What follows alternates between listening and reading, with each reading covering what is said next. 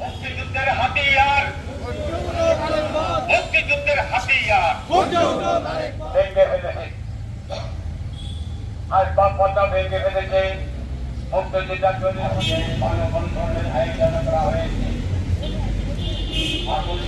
উপজেলা ভগবানের ঘটনায় আমরা দাবি জানাচ্ছি, তাহলে চলবে না।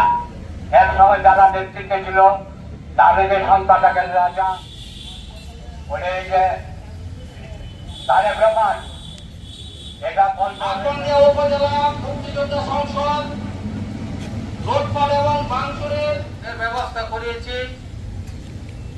এই ধরনের স্বাধীনতার 55 বছর পরেও আমাদের মুক্তিযোদ্ধা সন্তান সংসদ নারায়ণ উপজেলার সম্মানিত সভাপতি ক্ষতিগ্রস্ত করেছে, অপমান করেছে, তাদের চিকিৎসামূলক তার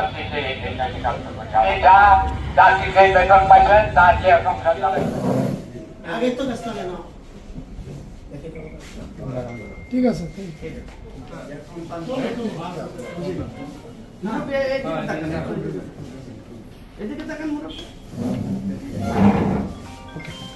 ঠিক আছে।